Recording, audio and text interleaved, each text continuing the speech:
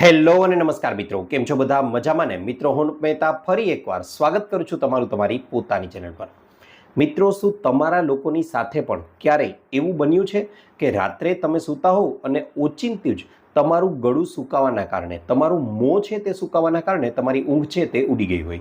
ઘણીવાર આપણે લોકોને એવું લાગે છે કે આ ઊંઘ ઉડી ગઈ છે તેનું મુખ્ય કારણ એવું હશે કે રાત્રિના સમયે કદાચ ઓછું પાણી પીવાનું હશે, અથવા તો ઘણીવાર એવું પણ બને કે રાત્રિના સમયે ઘરમાં અંદર રહેલું હીટર કે એસી છે તે ચાલુ રહી ગયું અને તેના પરિણામ સ્વરૂપે તમારા રૂમની જે હવા છે તે સૂકી થઈ ગઈ અને તેનાથી આવું બન્યું. જો મિત્રો આવું તમારી સાથે ક્યારેક બનતું હોય તો તેમાં કોઈ ચિંતા કરવાની જરૂર નથી અને તરત જ જો પાણી પી લેવામાં આવે અને તેનાથી આ સમસ્યાનો નિકાલ થઈ જાય છે તો કોઈ જ પ્રકારની ચિંતા કરવાની જરૂર નથી. પરંતુ જો આવું તમારી સાથે પણ રોજે રોજ બની રહ્યું છે, એટલે કે તમે ખૂબ જ ઊંડી ઊંઘમાં છો અને ઓચિંતી તમારી ઊંઘ છે તે મોઢું સુકાવાના કારણે ઉડી જાય છે અને પાણી પીધા પછી પણ તમારી તરસ છે તે છીપાતી નથી, તો મિત્રો ચોક્કસથી આપણે લોકોએ ધ્યાન દેવાની જરૂર છે. કારણ કે આ વસ્તુ છે તે તમારા શરીરની અંદર કાંઈક સમસ્યા ઉત્પન્ન થઈ રહેલી છે તેનું સ્પષ્ટ સૂચન કરે છે. મિત્રો, આ વસ્તુ છે તે માત્ર પાણીની ઉણપ જ નહીં પરંતુ શરીરની અંદર ચાલી રહેલી કાંઈક ગડબડ છે તેનું સૂચન કરે છે. આ બાબત પર ધ્યાન દેવાની ચોક્કસથી આપણે લોકોએ જરૂર છે અને આ વિડીયોમાં હું તમને લોકોને આ વિશે જ સંપૂર્ણ માહિતી આપવાનો છું કે જેમાં હું તમને લોકોને જણાવીશ કે ગળું અને મોં રાત્રિના ઊંઘ દરમિયાન સુકાવાના કારણો અને આના માટે જવાબદાર શરીરમાં કેવી ગડબડ છે તે હોઈ શકે અને તેના ઉપાય રૂપે આપણે કેવા ઘરગથ્થુ ઉપાયો કરી શકાય તે વિશેની સંપૂર્ણ સમજૂતી આપવાનો છું. તો ચાલો જરા પણ વાર ન લગાડતા સીધો જ શરૂ કરી દઈએ આજનો વિડીયો. મિત્રો, આ પ્રકારની સમસ્યાઓ છે તેને સમજવા માટે સૌથી પહેલાં તો આપણે લોકોએ મુખ્યત્વે બે બાબતો છે તેનું ગહન અધ્યયન કરવું પડશે. પહેલી બાબત છે શારીરિક અને બીજી બાબત છે રોગ સંબંધિત. જી હા મિત્રો, હવે શારીરિક બાબત કઈ રીતે, તો પહેલાં એ તમને જણાવી દઉં. મિત્રો, શારીરિક બાબત એટલા માટે કે દિવસ દરમિયાન તમે લોકોએ કોઈ વધારે મહેનતવાળું કામ કરેલું છે, તમને વધારે પરસેવો આવ્યો છે, અથવા તો ઘણીવાર એવું બને કે રાત્રિના સમયે તમે લોકોએ વધારે મીઠું એટલે કે સોલ્ટયુક્ત ખોરાક ખાધો છે, વધારે મસાલાવાળો ખોરાક ખાધો છે, કે પછી રાત્રિના સમયે તમારે અથાણું કે એવી કોઈ વસ્તુ ખવાઈ ગઈ છે, અથવા તો રાત્રિના સમયે તમારા લોકોને કોઈ પાણી પીવામાં ઓછું પીવાનું છે, તેના કારણે આવી સમસ્યા છે તે ઉદ્ભવી શકે છે. અને આ સમસ્યા જ્યારે ઉદ્ભવે અને એકાએક તમારી નીંદર રાતે ઉડી જાય છે તો એના બદલામાં તમે પાણી પી લો છો તો તરસ પણ છીપાઈ જશે અને આવું ક્યારેક જ બને છે તો તેમાં ચિંતા કરવાની કોઈ જ જરૂર નથી. આ સામાન્ય બાબત છે. પણ મિત્રો, જ્યારે વાત આવે રોગ સંબંધિત એટલે કે બીજા મુદ્દાની, તો તેમાં ચોક્કસથી આપણે વિચારવું પડશે. કારણ કે રોગ સંબંધિત મોં છે એમાં બને છે એવું કે અવારનવાર અથવા તો લગભગ દરરોજ તમારા લોકોની ઊંઘ છે તે તમે ઊંડી ઊંઘમાં વયા જાઓ અને પછી એકાએક જ ગળું અને મોં સુકાવાના કારણે તમારી ઊંઘ છે તે એકાએક ઉડી જાય છે. તેના પરિણામ સ્વરૂપે બનશે એવું કે તમે લોકો પાણી પીશો પણ તેનાથી પણ તમારી તરસ છે તે છીપાતી નથી. તેના બદલામાં તમારું મોઢું છે તે થોડું કડવાશવાળું બની જાય છે, ચીકાશયુક્ત બની જાય છે અને તેની સાથે ઘણીવાર તો મોઢાની અંદર બળતરા પણ થવા લાગે છે. મિત્રો, જ્યારે આવું થાય તમારી સાથે વારંવાર થઈ રહ્યું હોય તો ચોક્કસથી તમારે લોકોએ ધ્યાન દેવાની જરૂર છે. કારણ કે આ ચિહ્ન સ્પષ્ટ સૂચન કરે છે કે તમારા શરીરની અંદર કંઈક ગડબડ છે તે ચાલી રહી છે. મિત્રો, આ પ્રકારનું મોં અથવા તો ગળું સુકાવાની રાત્રિ દરમિયાન બનતી ઘટના માટે જુદા પ્રકારની મુખ્યત્વે 5 બીમારીઓ છે તે મહત્વનો ભાગ ભજવે છે. તેના વિશે એક વિશે આપણે જાણીશું અને તેના ઈલાજ રૂપે શું કરવું તેના વિશેની પણ સંપૂર્ણ સમજૂતી વિડીયોના અંતમાં હું તમને લોકોને આપવાનો છું. તો ચાલો એકથી શરૂ કરીએ. મિત્રો, સૌથી પહેલું તો છે ડાયાબિટીસ. જી હા મિત્રો, જ્યારે મોં સુકાવાની વાત આવે ત્યારે સૌથી પહેલું આપણા મગજમાં જે કોઈ વાત આવતી હોય તો એ છે શરીરમાં વધેલી સુગર. જી હા મિત્રો, પહેલાં તો આપણે લોકોએ ડાયાબિટીસ પ્રત્યે સજાગ બનવું ખૂબ જ વધારે જરૂરી છે. કારણ કે કદાચ એવું લાગે આપણને કે ખરેખરમાં તો વધતી ઉંમરના કારણે આપણું મોં છે તે રાત્રિના ઊંઘ દરમિયાન સુકાય છે અને તેથી ઊંઘ ઉડી જાય છે, તો એવું જરા પણ નથી.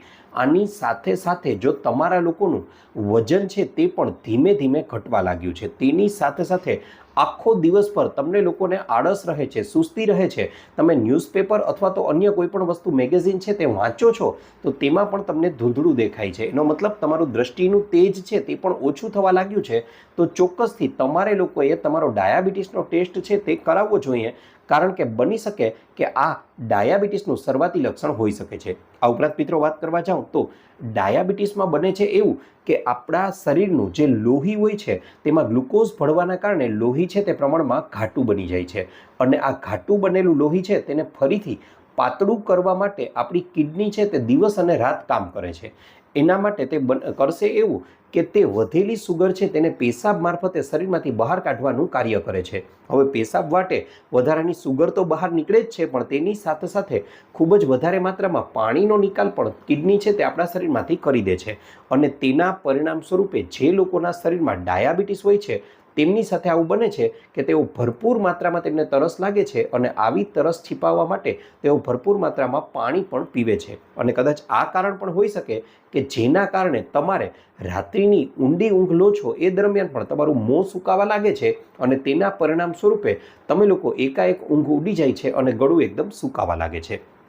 ત્યાર પછી મિત્રો બીજી બીમારીની વાત કરવા જાઉં તો એ છે ડાયાબિટીસ ઇન્સિપિડસ. જી હા મિત્રો, ડાયાબિટીસ ઇન્સિપિડસના નામ પરથી એમ લાગે કે આ પણ સુગર સાથે સંકળાયેલી જ બીમારી છે, પણ ના, એ તમને જણાવી દઉં તો એ તમારા પાણીનું જે સિસ્ટમ આખી શરીરની છે તેની સાથે જોડાયેલી બીમારી છે. અને મિત્રો આ સમસ્યામાં બને છે એવું કે આપણું મગજ જે હોય છે તે મગજની અંદર એક અગત્યનો અંતસ્ત્રાવ એટલે કે ADH કે જેને એન્ટી ડાયુરેટિક હોર્મોન તરીકે ઓળખવામાં આવે છે તે ઉત્પન્ન કરવામાં આવે છે. હવે આ ADHનું કાર્ય જ એ છે કે તે શરીરમાં ખાસ કરીને કિડનીને એવો સંકેત આપે છે કે જેથી કરીને શરીરમાં પાણીની યોગ્ય માત્રા છે તે જળવાઈ રહે. હવે આ ડાયાબિટીસ ઇન્સિપિડસ દરમિયાન બને છે એવું કે કાં તો મગજ દ્વારા આ અંતસ્ત્રાવ છે તે ઓછી માત્રામાં બને છે, અથવા તો તે જે મેસેજ પહોંચાડવા માંગે છે કિડની સુધી તે મેસેજ છે તેનું યોગ્ય ફોલોઅપ કિડની દ્વારા નથી લેવાતું. તેના પરિણામ સ્વરૂપે જાણે ખુલ્લો નળ મૂકી દીધો હોય ને તેની જેમ જ પાણીનો નિકાલ શરીરમાંથી આ સમસ્યા દરમિયાન થવા લાગે છે, અને તેના પરિણામ સ્વરૂપે આપણા શરીરમાં પાણીની ઘટ સર્જાય છે. અને ડાયાબિટીસ ઇન્સિપિડસ જે લોકોના શરીરમાં હોય છે તે લોકો આખા દિવસ દરમિયાન ભરપૂર તરસ લાગે છે, અને મિત્રો લગભગ 12 થી 15 લીટર જેટલું પાણી પણ તે લોકો એક દિવસમાં પી જાય છે, અને સામે તેમને એટલું જ માત્રામાં પેશાબ જવાની પણ જરૂરિયાત ઊભી થાય છે. એટલે બની શકે કે આ સમસ્યા હોવાને કારણે પણ તમારું મોં અથવા ગળું છે તે ધીમે ધીમે સુકાવા લાગ્યું હોય, અને તેના કારણે તમારી ઊંઘ છે તે અડધી રાત્રે જ ઉડી જતી હોય. મિત્રો ત્યારબાદ આગળની સમસ્યાની વાત કરવા જાઉં તો નંબર 3 ઉપર જે સમસ્યા આવે છે કે જેના કારણે આપણું મોં અને ગળું છે તે સુકાવાની સમસ્યા ઉદ્ભવી શકે છે, તો તેનું નામ છે સ્લીપ એપ્નિયા. જી હા મિત્રો, સ્લીપ એપ્નિયાનો મતલબ જ અહીં તમને સમજાવી અને તેના વિશે વાત કરી દઉં પહેલાં. તો મિત્રો સ્લીપ એપ્નિયાનો મતલબ જ એવો થાય છે કે જો તમારા પરિવારમાં પણ તમને અથવા તમારા પરિવારમાં કોઈ વ્યક્તિને સાથે આવું બની રહ્યું છે કે નહીં તે પણ તમે ચકાસી શકો છો કે જે કોઈ વ્યક્તિ છે તે રાત્રિના સમયે સૂતેલા છે ત્યારે ઘણીવાર એવું બને છે કે તેમની સાથે કે તેઓ જોરથી નસકોરા બોલાવે છે. હવે જોરથી નસકોરા બોલાવે છે આ દરમિયાન બને છે એવું કે એકાએક જ તેમના નસકોરા છે તે બંધ થઈ જાય છે, અને પાછા થોડીવાર પછી એકદમ જોરથી ઝટકા સાથે તેઓ ફરીથી શ્વાસ લેવા લાગે છે, નસકોરા બોલાવવા લાગે છે. જો આવું તમારી સાથે પણ થઈ રહ્યું છે તો આનો સ્પષ્ટ મતલબ એવો થઈ શકે કે તમે લોકો પણ સ્લીપ એપ્નિયા જેવી બીમારીથી પીડાઈ રહ્યા છો. મિત્રો હવે આ સમસ્યા દરમિયાન બને છે એવું કે રાત્રિના સમયે તમે જ્યારે સૂતા છો ત્યારે તમારા ગળાનો ઉપરનો ભાગ છે તે થોડો દબાઈ ગયો છે, અને તેના પરિણામ સ્વરૂપે યોગ્ય હવા છે, યોગ્ય ઓક્સિજન છે તે તમારા શરીરમાં નથી જઈ રહ્યો, અને તેના પરિણામ સ્વરૂપે યોગ્ય ઓક્સિજન મગજ સુધી ન પહોંચતા મગજ છે તે તમારા શરીરને એકાએક જ જગાડી દે છે. હવે આ સમસ્યા છે તેના ઈલાજ રૂપે લોકો ઉઠી અને ફરીથી પાણી પીવે છે તો તેમને એવું લાગે છે કે નહીં બરાબર થઈ ગયું, પણ ફરીથી તેઓ સૂઈ જાય છે તો ફરીથી આવી સમસ્યા થવા લાગે છે. મિત્રો તમને લોકોને આ સમસ્યા ખૂબ જ સામાન્ય લાગતી હોય, પરંતુ આ સમસ્યાને નજરઅંદાજ કરવામાં આવે અને લાંબો સમય સુધી આ સમસ્યા રહે તો હાઈ બ્લડ પ્રેશર છે, હાર્ટ એટેક છે અને સ્ટ્રોક આવવાની શક્યતાઓ છે તે ખૂબ જ વધારે વધી જાય છે. માટે સ્લીપ એપ્નિયા જેવી સમસ્યા હોય તો તેનો ઈલાજ કરવો ખૂબ જ વધારે જરૂરી બની જાય છે. ત્યાર પછી મિત્રો વાત કરવા જાઉં તો આગળની વસ્તુ, ચોથા નંબરની જે વસ્તુ છે તે છે થાઇરોઇડિઝમ અથવા તો હાઇપોથાઇરોઇડિઝમ. હવે મિત્રો થાઇરોઇડ છે તેને ખરેખરમાં તો આપણા શરીરનું એન્જિન છે તેના તરીકે ઓળખાવી શકાય છે, અને સામાન્ય પરિસ્થિતિની અંદર તે સ્થિર ગતિથી કાર્ય કરતું હોય છે.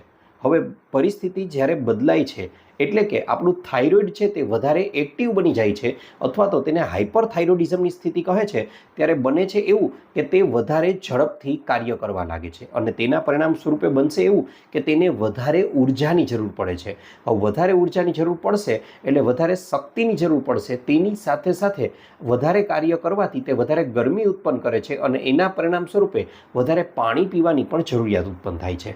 હાઇપરથાઇરોઇડિઝમ જે વ્યક્તિની અંદર જોવા મળે છે તેઓ વધુ ખોરાક લેવા છતાં પણ તેમનું વજન છે તે ઘટતું જાય છે. એનો મતલબ તેમનું શરીર છે તે ધીમે ધીમે દુબળું પડતું જાય છે અને વધારે ગરમી ઉત્પન્ન થવાના કારણે વધારે પાણી પીવું પડે છે. હવે છતાં પણ યોગ્ય પાણીની માત્રા ન જળવાતા રાત્રિના સમયે આવા લોકો છે તેમનું ગળું સુકાવા લાગે છે, મોં છે તે સુકાવા લાગે છે અને તેના પરિણામ સ્વરૂપે બને છે એવું કે તેમની ઊંઘ છે તે ઘણીવાર ઉડી જાય છે. ત્યારબાદ મિત્રો આગળ વાત કરવા જાઉં તો પાંચમી વસ્તુ જે છે તે છે રોગ પ્રતિકારક તંત્રની અસર. જી હા મિત્રો, ઘણીવાર એવું બને છે કે રોગ પ્રતિકારક તંત્ર છે તે વિરુદ્ધ કાર્ય કરવા લાગે છે, એટલે કે ખરેખરમાં તે શરીરનું રક્ષણ કરવાનું કાર્ય કરે છે, પરંતુ ઘણીવાર તેનાથી ઉલટું કાર્ય કરવા લાગે છે અને આપણા શરીરની ભેજયુક્ત જે ગ્રંથિઓ છે તેના પર જ હુમલો કરે છે. એનો મતલબ તેમાં ખાસ કરીને વાત કરવા જાઉં તો આપણી લાળ ગ્રંથિ અને આંસુ ઉત્પન્ન કરતી અશ્રુ ગ્રંથિઓ છે તેના પર હુમલો કરે છે અને તેના પરિણામ સ્વરૂપે તે ગ્રંથિઓ સુકાવા લાગે છે અને તેનાથી બનશે એવું કે આપણા શરીરમાં પાણીની ઘટ સર્જાવા લાગે છે અને તેના પરિણામે રાત્રિના સમયે તમે લોકો જ્યારે સૂતા હશો ત્યારે બનશે એવું કે આનાથી તમારી લાળ ગ્રંથિ સુકાય છે, મોઢું સુકાય છે અને પાણીની અછત હોવાનું કારણ સમજી અને મગજ છે તે તમને ઉઠાડી દે છે. આવું જ આંખો સાથે પણ થાય છે. આંખો છે તે સુકાવા લાગે છે અને તેના પરિણામ સ્વરૂપે આંખો છે તેમાં પણ ખૂબ જ બળતરા થવી જેવી સમસ્યાઓ તમને લોકોને બની શકે છે. મિત્રો, આ તો વાત થઈ જુદી જુદી પ્રકારની સમસ્યાઓની કે જેને કારણે રાત્રિ દરમિયાન આપણું મોઢું સુકાવાની સમસ્યા છે તે ઉત્પન્ન થાય છે. પરંતુ હવે આપણે લોકો ચર્ચા કરવાના છીએ એવા અસરદાર ઉપાયોની કે જેને તમે લોકો ઘરે બેઠા જ કરી શકો છો અને તેનાથી સંપૂર્ણપણે આ સમસ્યાથી છુટકારો મેળવી શકો છો. મિત્રો, સૌથી પહેલાં તો સામાન્ય ઉપાય બતાવું છું, ત્યારબાદ દરેક એક સમસ્યા વર્ણવી છે તેના માટેના પણ અલગથી અક્ષરી ઉપાય સૂચવવાનો છું. તો પહેલાં સામાન્ય ઉપાયની વાત કરી લઉં તો સમસ્યા ભલે ગમે તે હોય પણ આખો દિવસ દરમિયાન થોડા સમયે થોડી માત્રામાં પાણી છે તે પીધા જ રાખવું જોઈએ અને રાત્રિના સમયે તમે જ્યારે સૂવા માટે જાઓ છો તેના પહેલાં થોડી માત્રામાં પાણીનું સેવન કરવું, વધારે માત્રામાં પાણીનું સેવન ન કરવું જોઈએ. આ ઉપરાંત મિત્રો, સૂતા સમયે તમારી આસપાસનું વાતાવરણ છે તે એકદમ ચોખ્ખું રાખવું, બને તેટલો હવા ઉજાસવાળો રૂમ હોય તે પસંદ કરવો. તેની સાથે સાથે ઓશીકું એટલે કે તમારો તકિયો છે તેનો યોગ્ય કદ પસંદ કરવું, વધારે નીચો કે વધારે ઊંચું નહીં. અને આની સાથે સાથે જો શક્ય હોય તો યોગ્ય રીતે પડખું ફરી અને સૂવું જોઈએ, નહીં કે પીઠ પર ચત્તા કે પછી સાવ ઉલટા થઈ અને સૂવું જોઈએ. તેની સાથે સાથે જે બીમારી છે તેનો ઈલાજ પણ આપણે કરવો જોઈએ અને નિયમિત રીતે સૂવાનો સમય છે, ઉઠવાનો સમય છે તે ફિક્સ હોવો જોઈએ. તેની સાથે સાથે ચા છે, કોલ્ડ ડ્રિંક્સ છે, કોફી છે, આવા પીણાઓથી દૂર રહેવું જોઈએ અને રાત્રિના સૂવા માટે તમે લોકો જ્યારે જાઓ છો ત્યારે ચોક્કસથી એકવાર બ્રશ છે તે ચોક્કસથી કરી જ લેવું જોઈએ. મિત્રો, આ તો વાત થઈ કેટલાક સામાન્ય ઉપાયની કે જે દરેક સમસ્યામાં આપણે કરવાના જ છે, પરંતુ હવે સ્પેસિફિક સમસ્યા પ્રમાણે વાત કરવા જાઉં તો સૌથી પહેલાં અહીંયા વાત કરી હતી કે મોં સુકાવવા માટે કોઈ જવાબદાર સામાન્ય સમસ્યા હોય તો એ છે ડાયાબિટીસ. મિત્રો, ડાયાબિટીસની સમસ્યા રહેતી હોય તો તમે હવે જે ઉપાય જણાવું છું તેને કરવો જોઈએ. તેનાથી સારો એવો લાભ છે તે જોવા મળશે. આ માટે મિત્રો તમારે લોકોએ રાત્રિના સમયે અડધી ચમચી જેટલા મેથી દાણા લઈ અને તેને પાણીમાં પલાળી દેવાના છે. વહેલી સવારે ઉઠી અને પાણી છે તે પી લો છો, ત્યારબાદ આ મેથી દાણાને ચાવીને ખાઈ જવાના છે. આનાથી તમારા શરીરમાં સારો એવો ફાયદો થશે. તેની સાથે વહેલી સવારે મેથી દાણા ખાવાના છે અને રાત્રિના સમયે તમે જ્યારે સૂવા માટે જાઓ છો ત્યારે તમારે લોકોએ અહીં એક પ્રયોગ છે તે કરવાનો છે. અહીં 1 ચમચી જેટલો આમળા પાવડર લઈ લેવાનો છે અને અડધી ચમચી જેટલી હળદર લઈ લેવાની છે. બંને વસ્તુઓને મિશ્ર કરી અને એક નાનો ગ્લાસ ભરી અને ગરમ પાણી લેવાનું છે. આ પાણીમાં આ બંને વસ્તુઓને ઉમેરી દો, બરાબર હલાવી અને રાત્રિના સમયે પી જાઓ. મિત્રો, આનાથી થોડા જ દિવસોમાં તમારી ડાયાબિટીસ છે તે પણ સંપૂર્ણપણે દૂર થવા લાગશે. આ ઉપરાંત તમને લોકોને મોં સુકાવાની સમસ્યામાંથી પણ સારો એવો ફાયદો જોવા મળશે. ત્યાર પછી ઘણા લોકોને મેં વાત કરી એ પ્રમાણે સ્લીપ એપ્નિયાની સમસ્યા રહે છે, તો એ લોકોએ રાત્રિના સમયે પોતાનું ડિનર કરી લે છે તે પછીના 1-8 કલાક પછી તમારે લોકોએ એક નાની વાટકી ભરીને એક ખીર ખાવાનો આગ્રહ રાખવો જોઈએ. જી હા મિત્રો, ખીર એટલા માટે કારણ કે દૂધ છે તેમાં અમુક એવા તત્વો રહેલા છે કે જે ઊંઘ લાવવા માટે ખૂબ જ વધારે મહત્વના છે અને તેમાં ભાત જ્યારે ભળી જાય તો સોનામાં સુગંધ પડી જાય એવું થાય છે, માટે ખીરનું સેવન કરી શકો છો. આ ઉપરાંત મિત્રો વાત કરવા જાઉં તો તમને લોકોને હાઇપરથાઇરોડિઝમની સમસ્યા રહે છે તો અહીં હવે જે સૂચવું છું તે પ્રયોગ કરવાનો છે. તેમાં તમારે લોકોએ લેવાના છે ધાણા. હવે મિત્રો આ ધાણાને યાદ રહે મિક્સરમાં નથી પીસવાના, ખલદસ્તો ખાંડણી દસ્તો લઈ અને તેની અંદર કૂટી લેવાના છે. હવે આ પીસેલા ધાણા છે તેને 1 ગ્લાસ પાણીમાં આપણે લોકોએ ઉમેરી આખી રાત્રિ દરમિયાન રહેવા દેવાના છે પલળેલા. હવે બીજા દિવસે સવારે ઉઠો ત્યારે આ પાણીને ગરમ કરવાનું છે, ઉકાળી લેવાનું છે લગભગ અડધું ન થાય ત્યાં સુધી. હવે અડધું થઈ જાય એટલે આ પાણીને ગાળી લો અને નવસેકું રહે ત્યારે આ પાણીને વહેલી સવારે ઉઠી અને પી લેવાનું છે. તેના અડધા કલાક સુધી કંઈ જ ખાવાનું કે પીવાનું નથી. અડધા કલાક પછી તમે તમારો રોજિંદો બ્રેકફાસ્ટ છે તેને કરી શકો છો. આનાથી પણ તમને લોકોને જબરજસ્ત ફાયદાઓ જોવા મળશે. મિત્રો આટલું તો કરો જ, આની સાથે સાથે અમુક ચોક્કસ બાબતો આખા દિવસનું રૂટીન પણ તમને સૂચવું છું. એ કરી લેશો તો માત્ર આ સમસ્યા જ નહીં પણ તેની સાથે સાથે શરીરમાં ચાલતી ગમે તેવી અન્ય કોઈ પણ પ્રકારની સમસ્યા હશે તો એને પણ તે દૂર કરી દેવામાં મહત્વનો ભાગ ભજવશે. તો એ જણાવી દઉં. સૌથી પહેલાં તો તમારે લોકોએ વહેલી સવારે ઉઠવાનું છે. વહેલી સવારે ઉઠી અને બને તેટલું મેક્સિમમ પાણી પીવાનો આગ્રહ રાખવાનો છે. આ પાણીની અંદર તમે લોકો અડધીથી 5 ચમચી જેટલી હળદર છે તે ઉમેરી શકો છો. પાણીને સૌથી પહેલાં ગરમ કરી લેવાનું. નવસેકું પાણી રહે ત્યારે 1 ગ્લાસ 2 ગ્લાસ 3 કે 4 ગ્લાસ સુધી તમારે વહેલી સવારે ઉઠી અને વાસી મોઢે જ સૌથી પહેલાં તો પાણી પીવાનું છે. ત્યારબાદ તમે લોકો રોજે રોજ આ ટેવ પાડી દેજો મિત્રો. લાંબા સમયે ખૂબ જ વધારે અસરકારક પરિણામો આના તમને મળી રહેશે. પાણી પીધા પછી તમારે લોકોએ લગભગ 10 થી 15 મિનિટ સુધી અનુલોમ વિલોમ જેવા વ્યાયામ કરવા જોઈએ અને તે ઉપરાંત તેના પછી તમારે લોકોએ લગભગ 12 થી 15 મિનિટ સુધી કપાલભાતિ જેવા પ્રાણાયામ પણ કરવા જોઈએ. આટલું કરી લીધા પછી જો તમારું શરીર પણ તમને યોગ્ય સાથ આપતું હોય તો તમારે લોકોએ તિતલી આસન છે, આ ઉપરાંત ગૌમુખાસન છે, તેની સાથે સાથે જો ડાયાબિટીસ છે તો તમારે લોકોએ મંડુકાસન છે તે પણ કરવું જોઈએ અને તેની સાથે સાથે સવાસન છે, સર્વાંગાસન છે અને હલાસન જેવા આસનો પણ કરી શકો છો. આ ઉપરાંત જો તમારું શરીર તમને સપોર્ટ કરતું હોય અને તમે કરી શકો તો રોજે રોજ ચોક્કસથી 20 થી 25 સૂર્ય નમસ્કાર કરવાનો પણ આગ્રહ શરૂ કરી દો મિત્રો. થોડા જ દિવસો અથવા 2-4 મહિનાઓની અંદર પરિણામો દેખાવાની શરૂઆત થઈ જશે. રાતોરાત કોઈ પરિણામો નથી મળવાના એ પણ હું તમને કહું છું, પણ 2-4 મહિના તો એક ધારું કર્યા જ કરશો પરિણામોની ચિંતા કર્યા વગર તો 2-4 મહિનાઓ પછી જે પરિણામો મળવાની શરૂઆત થશે ને મિત્રો એ એટલા જબરજસ્ત હશે કે પછી તમે ઈચ્છશો તો પણ આ પ્રક્રિયાને બંધ નહીં કરી શકો. જાણે એક પ્રકારની તમને ટેવ પડી જશે અને આ પછી મિત્રો તમારું શરીર છે તે પણ તંદુરસ્ત રહેવા લાગશે અને લગભગ કોઈ પ્રકારની બીમારી છે તે તમને લોકોને નહીં થઈ શકે. તે પછી વાત કરવા જાઉં તો બપોરનું ભોજન જ્યારે કરો છો તેના પહેલાં એક મોટી વાટકી ભરી અને સલાડ ખાવાનો આગ્રહ રાખવો જોઈએ. આ સલાડની અંદર ઋતુ અનુસાર આવતી કોઈ પણ પ્રકારના કાકડી છે, ટમેટા છે, કોબી છે કે પછી શિમલા મરચાં છે કે પછી ગાજર છે, બીટ છે કે અન્ય કોઈ પણ પ્રકારના સલાડ જે તમને ભાવે છે અને ઋતુ અનુસાર આવે છે તેનું સેવન કરવું જોઈએ. ત્યારબાદ જ ભોજન કરવાનું છે. ભોજનમાં મિત્રો એક રોટલી ઓછી ખાજો પણ તેની સામે શાકની માત્રા છે તેને વધારી દેજો અને શક્ય હોય તો ભોજન દરમિયાન એક વાટકો જેટલું દહીં અથવા તો 1 ગ્લાસ ભરીને છાશ પીવાનો આગ્રહ રાખજો. તે તમારા શરીરને શક્તિ પૂરી પાડવાનું કાર્ય કરે છે. ત્યાર પછી આવી જઈએ સાંજના સમયે.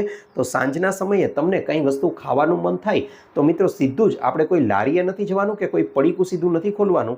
આના બદલામાં એક સારામાં સારો ઉપાય સૂચવું છું. તમારે લોકોએ રોજે રોજ મખાણા છે તેનું સેવન કરી શકો છો. મખાણા લઈ અને દેશી ગાયનું શુદ્ધ ઘી જેને A2 ઘી તરીકે પણ ઓળખીએ છીએ તેમાં બરાબર રીતે હલાવી અને શેકી લેવાના છે અને ઉપરથી થોડું સંચળ ભભરાવી લો અને આને એકવાર મોઢામાં મૂકો મિત્રો. તમને ખ્યાલ આવશે કે સારામાં સારી વેફર કે સારામાં સારા સ્નેક્સ છે તે પણ આની સામે ટૂંકા પડી જશે. એટલા ટેસ્ટી અને સ્વાસ્થ્ય માટે તો સારા છે જ.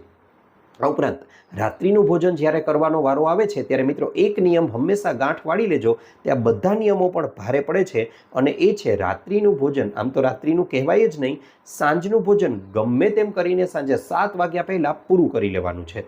આનાથી મોટામાં મોટો ફાયદો એ થશે કે સાંજે 7 વાગ્યે કરેલું ભોજન અને એ પણ પ્રમાણમાં હળવું કે જેમાં કઢી ખીચડી છે, દાળ ભાત છે, કોઈ શાકભાજીનો સૂપ છે, પોહા છે, આવી વસ્તુઓ ખાવાનો આગ્રહ રાખો તો તેનાથી જબરજસ્ત ફાયદો એ થશે કે આ ભોજન રાત્રે 11-11:30 વાગ્યા સુધીમાં તો પચી જશે. ત્યાર પછીનો સમય એટલે કે 11:30થી માંડીને બીજા દિવસે સવારે 6, 7 કે 8 વાગ્યા સુધીનો સમય છે એ તમારી બોડીને ફ્રી સમય મળશે. એટલે એક પ્રકારે આપણી ગુજરાતી ભાષામાં કહેવા જાવ ને તો એ સમય ઉપવાસનો ગાળો મળશે કે જ્યારે શરીર છે તે સેલ્ફ હિલિંગ એટલે કે પોતાની જાતે જે રિપેર થવાનો સમય ગોતી લેશે અને આ સમયગાળા દરમિયાન તમારું શરીર છે તે પોતાની બીમારીઓને જાતે જ દૂર કરી દેશે. આનાથી તમારા શરીરને સારામાં સારો લાભ છે તે જોવા મળશે. ત્યાર પછી મિત્રો આગળ વાત કરવા જાઉં તમને લોકોને અહીં ખ્યાલ આવશે કે સાંજનું ભોજન 7 વાગ્યા પહેલાં કરો. એની પહેલાં એક નાની વાટકી ભરી અને લાલ ડુંગળીનું સલાડ લઈ અને તેનું સેવન તમારે કરવાનું છે. તે તમને ઘણી બધી બીમારીઓમાં ખૂબ જ વધારે ફાયદાકારક છે. મિત્રો આટલા નિયમોને બાંધી લો અને તેની સાથે બહારનો ખોરાક છે તેને સંપૂર્ણપણે બંધ કરી દો. ફ્રીજના ઠંડા પાણી હોય, કોલ્ડ ડ્રિંક્સ હોય કે પછી આઈસ્ક્રીમ હોય, આવી વસ્તુઓ પણ જડમૂળમાંથી ખાવાની બંધ કરી દો. થોડા દિવસ અઘરું પડશે, ત્યારબાદ તમને ટેવ પડી જશે. સાથે સાથે ઘરનો બનેલો તાજો ખોરાક ખાવાનો જ આગ્રહ રાખો અને બને તેટલા હેલ્ધી અને સ્વસ્થ રહો. પોઝિટિવ વાતાવરણમાં રહો અને બને તેટલા કુદરતની નજીક રહો. ઓરડાની 4 દિવાલોની બહાર નીકળો અને બને તેટલા કુદરતની નજીક રહેશો. મિત્રો ગમે તેવી બીમારી હશે ને જડમૂળમાંથી દૂર થઈ જ જશે, તેની ગેરંટી આપું છું. આશા રાખું છું આપને મારો વિડીયો ગમ્યો હશે. જો તમને પણ એવું લાગતું હોય કે વિડીયોમાંથી કંઈક નવું જાણવા મળ્યું છે તો વિડીયોને લાઇક કરવાનું ભૂલશો નહીં અને ચેનલને કરી લેજો સબસ્ક્રાઇબ આવા અન્ય વિડીયો મેળવવા માટે. આ ઉપરાંત આપને પણ કોઈ હેલ્થ કે બ્યુટી સંબંધિત સમસ્યા હોય તો એ પણ જણાવજો. અમે તેને અનુરૂપ પણ નવા વિડીયો લાવવાનો પૂરતો પ્રયાસ કરીશું. સાથે સાથે તમે લોકો આ વિડીયોને ક્યાંથી જોઈ રહ્યા છો, કયા ગામ, કયા શહેર, કયા તાલુકા, કયા જિલ્લા કે પછી કયા રાજ્ય કે કયા દેશમાંથી જોઈ રહ્યા છો એ પણ અમને જણાવજો. કારણ કે અમને એ જાણીને ખૂબ જ આનંદ થાય છે કે અમારી ઓડિયન્સ અમને ક્યાંથી નિહાળી રહી છે. આપનો ખૂબ ખૂબ આભાર.